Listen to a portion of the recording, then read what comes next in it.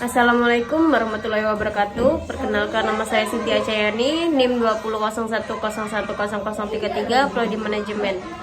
Baiklah, langsung saja kita masuk ke materi tentang biaya produksi dan keuntungannya. Langsung saja, bagian dari ilmu ekonomi pertanian yang mempelajari cara-cara petani menyelenggarakan usaha tani disebut from management atau ilmu usaha tani yang menerapkan prinsip-prinsip management ini terutama untuk usaha tani yang bersifat komersional yang seluruh hasilnya dijual ke pasar. Di samping farm manajemen dikenal pula estate manajemen atau ilmu pengelolaan perkebunan. Perbedaan pokok antara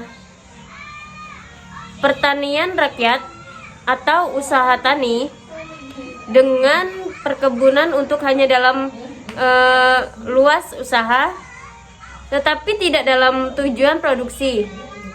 Cara-cara mengusahakannya, usaha tani tidak dapat diartikan sebagai sebuah kehidupan pertanian. Tidak dapat dipisahkan dari kehidupan rumah tangga petani. Pendekatan keuntungan. Pendekatan petani selalu akan mencoba mengalokasikan input seefisien mungkin untuk dapat memperoleh produksi yang maksimal, karena petani berpikir bagaimana mendapatkan keuntungan yang maksimum atau profit maximization. Di lain pihak, ketika petani dihadapkan pada keterbatasan biaya dalam usaha tani lainnya, upaya memaksimalkan keuntungan tetap akan dilakukan dengan menekan biaya produksi semaksimal mungkin. Pendekatan profit maximization. Pendekatan ini umum dilakukan oleh pengusaha besar karena tidak dihadapkan pada kendala biaya. Pendekatan cost minimization bisa dilakukan oleh petani kecil karena dihadapkan pada biaya. Petani kecil dihadapkan pada kendala biaya masih dapat meningkatkan keuntungan dengan cara menekan biaya usaha tani yang dikeluarkan. Sebelum dilakukan pembaharuan, usaha tani besarnya biaya yang dikeluarkan adalah sebesar yang dilakukan pembaharuan biaya dapat ditekan menjadi dalam kondisi seperti keuntungan yang sama atau sebesar CD meningkat menjadi BD. Fungsi produksi. Fungsi produksi merupakan suatu fungsi yang menunjukkan hubungan teknis antar hasil produksi fisik output dengan faktor-faktor produksi input. Dikenal juga dengan istilah faktor relationship atau FR dalam bentuk matematika sederhana. Hubungan ini ditulis sebagai berikut.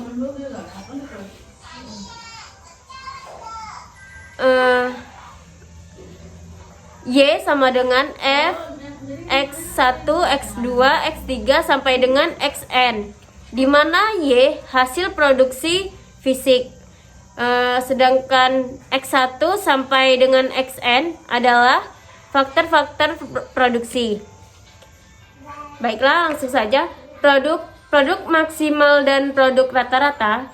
Tambahan satu satuan input kali yang dapat menyebabkan persembahan atau pengurangan satu output Y disebut sebagai produk marginal atau PM.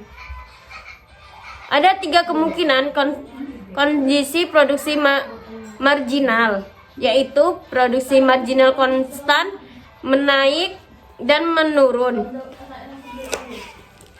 Produk marginal konstan artinya setiap pertambahan satu kesatuan kali menyebabkan tambahan satu satuan Y secara proporsional. Produk marginal yang menurun terjadi manakala penambahan satu satuan kali penyebabkan tambahan satu satuan Y menurun atau decreasing productivity.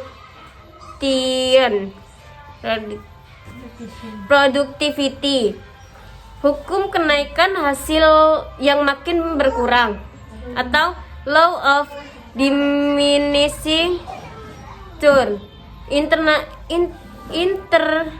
Intensifikasi banyak digunakan dalam hubungan usaha peningkatan produksi petani. Ini dimaksud sebagai pengguna lebih banyak faktor produksi tenaga kerja dan hasil atas sebidang tanah tertentu. Untuk mencapai hasil produksi yang lebih besar, selain istilah intensifikasi, ada pula istilah ekstensifikasi yang dimaksudkan sebagai perluasan tanah pertanian dengan cara mengadakan pembukaan tanah-tanah yang tidak intensif. Dalam intensifikasi, petani diharapkan terus menambah tenaga dan modal atas tanah yang sudah ada. Sebaliknya, dalam ekstensifikasi, penggunaan tenaga kerja dan modal justru dipindahkan ke tanah-tanah pertanian baru lainnya. Efisiensi penggunaan input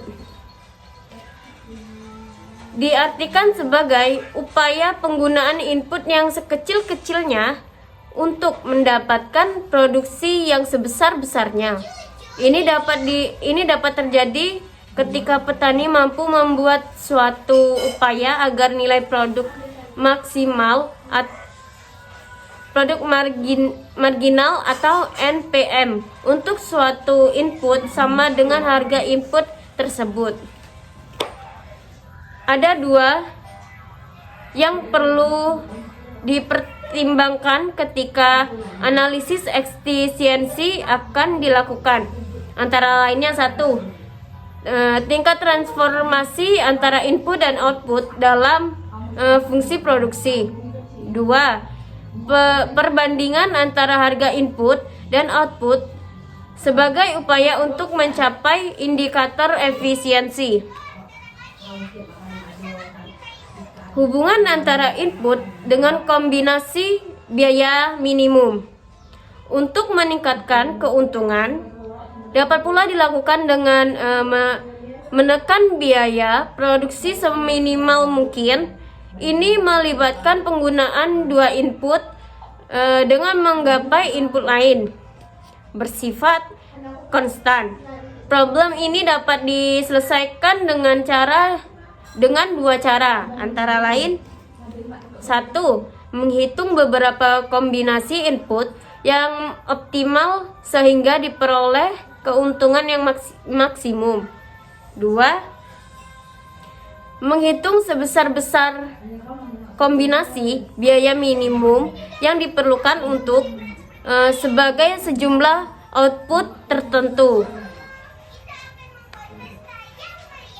Hubungan antara output dengan kombinasi keuntungan maksimum, prinsip yang harus diketahui adalah bagaimana memperoleh keuntungan sebesar mungkin dengan cara memproduksi lebih dari satu macam komoditi.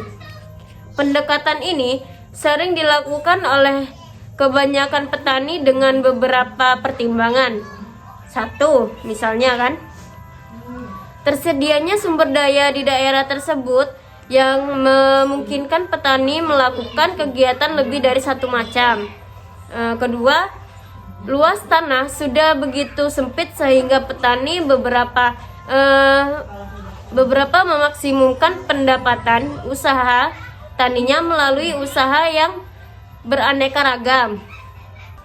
Tiga, harga satu macam produk tidak memotivasi untuk mendapatkan keuntungan maksimum sehingga petani melakukan kombinasi dengan mengusahakan kegiatan lain yang menguntungkan. 4. Petani mungkin berusaha memperkecil resiko dengan cara melakukan lebih satu kegiatan. Artinya, ketika kegiatan yang satu gagal, maka tersebut akan ditutupi oleh hasil dari kegiatan yang lainnya. Yang kelima, adanya dua macam kegiatan atau tanaman atau lebih dapat saling memberikan manfaat, atau salah satu kegiatan atau tanaman yang mendukung kegiatan pertumbuhan tanaman yang lain. Kombinasi hasil produksi. Pada kenyataannya, petani tidak mungkin hanya menghasilkan satu komoditi atau satu barang hasil pertanian saja. Tidak mungkin dalam waktu 1 tahun petani hanya menanam padi saja. Selain padi, petani juga menanam jagung, ketela pohon atau kacang-kacangan.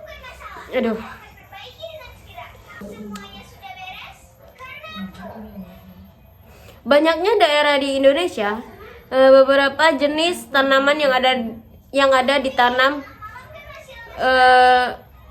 pada lahan yang sama dan mungkin juga dalam waktu yang bersamaan, yang sering dikenal sebagai tumpang sari. Selain petani,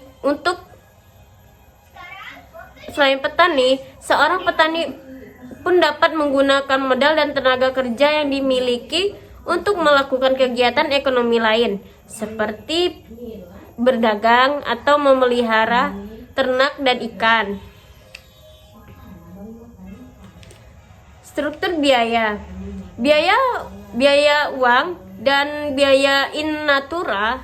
Biaya produksi dapat dibagi menjadi dua, yaitu biaya-biaya yang berupa uang tunai atau misalnya untuk upah kerja, persiapan atau penggarapan lahan, serta biaya-biaya untuk membeli pupuk dan obat-obatan, seperti biaya-biaya yang dibayarkan dalam bentuk in natura, misalkan biaya panen, bagi hasil, sumbangan-sumbangan, dan pajak.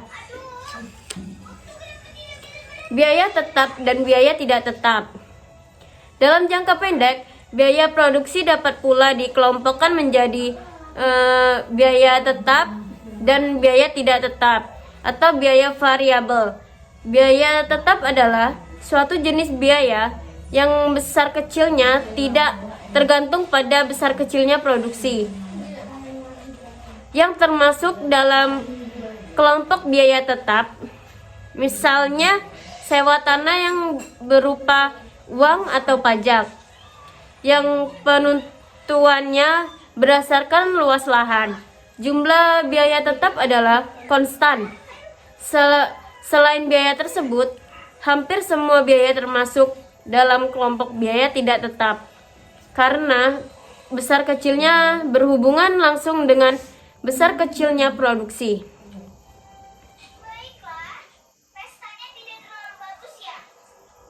Analisis keuntungan. Keuntungan merupakan selisih antara penerimaan tol atau PRT Dan biaya BPRT merupakan hasil kali produksi total atau PT dengan harganya. Biaya yang dimaksud dalam pengertian ini adalah biaya keseluruhan, baik itu biaya tetap, misalkan sewa tanah, pembelian alat-alat pertanian, dan lain-lain. Merupakan biaya tidak tetap, misalkan biaya yang diperlukan untuk membeli bibit, pupuk, atau obat-obatan. Masing-masing input produksi tersebut dikalikan dengan harganya. Baik, dalam usaha tani yang merupakan sebuah bisnis atau komersial, kriteria keuntungan dapat dinyatakan dalam 3 bentuk. Antara lain, 1. Imbangnya input output. Kedua, imbalan biaya penerimaan. Yang ketiga, imbangan tambahan biaya dengan tambahan penerimaan. Sekian yang dapat saya sampaikan. Atas perhatiannya saya ucapkan terima kasih. Wabillahi taufik wal hidayah. Wassalamualaikum warahmatullahi wabarakatuh.